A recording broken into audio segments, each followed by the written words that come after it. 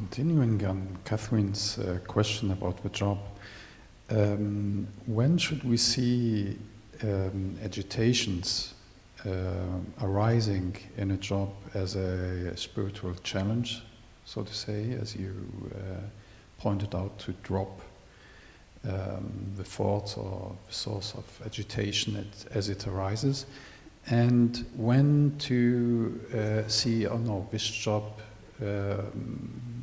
is nothing for me, I'll change it. Where's this, how to deal with, so it could be a challenge, or what to do, how to decide this? Do you have some advice on that? Well, the agitation I was referring to is in fact independent from the job question. Right? Would you agree on that? So it applies everywhere and always, including in the workplace or while you are. And it's about the I thought and all the thoughts that relate to this thought, which are thoughts of fear and desire. So, in other words, the professional aspect of it is not a special case. It's what I said is general, applies everywhere. Now, so the professional aspect is a little different, is when should I change jobs? How do I consider my job in the perspective, in the spiritual perspective? And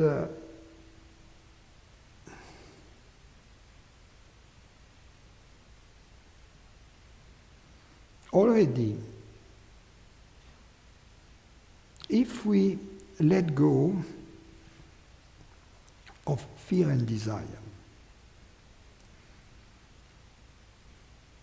that will give us a lot of freedom. Because, for instance, if we have the choice between two jobs, one in which you make a lot of money, but which is very taxing on us, and one which is much more fun, we make a little less money, but we have more freedom.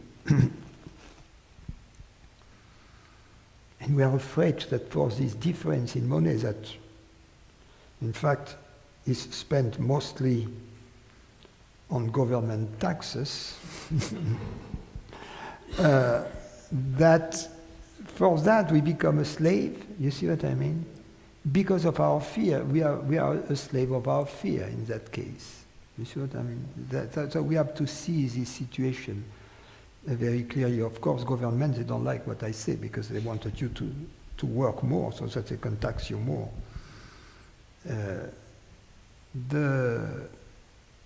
So that's one thing. The other thing, in this order of preferability, the best job is a vocation. A vocation is a job which is not felt as a job. It's a job that you go to do your job, you enjoy it, yeah? You look forward to it. Okay, that's the best. The second best is a job which gives you freedom.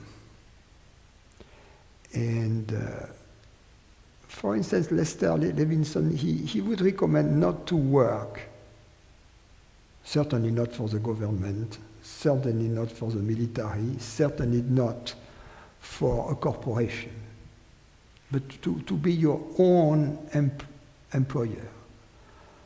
Unless you work for a government, but you have freedom, like someone who does scientific research, because as a politician, they know nothing about science. They are not going to tell you how to manage your little electrons.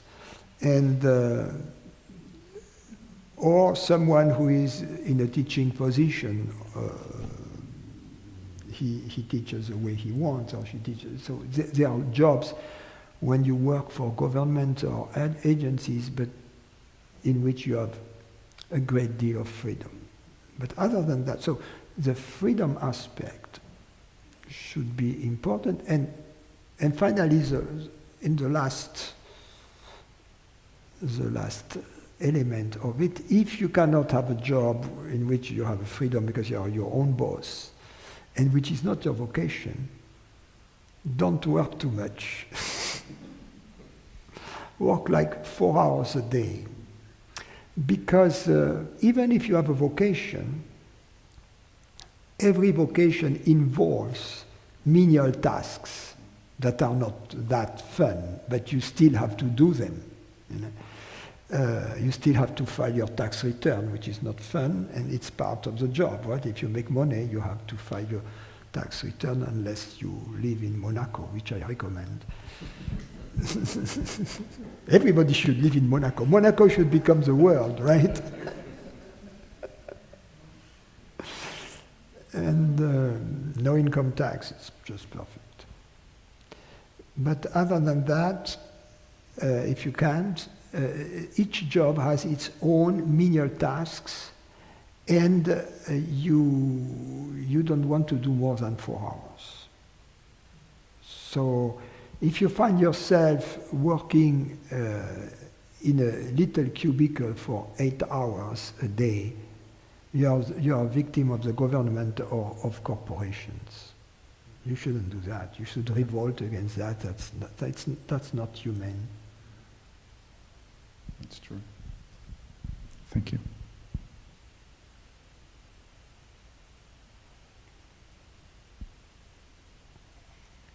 I've noticed that there is so much energy wasted due to ignorance, due to personalities, you know, in workplaces, yes, that if that would be set aside, the actually output of work that people spend 10 hours a day doing could be done in 3, especially with the modern power tools, you know, for energy, and the computers for subtle energy, right? It's amazing.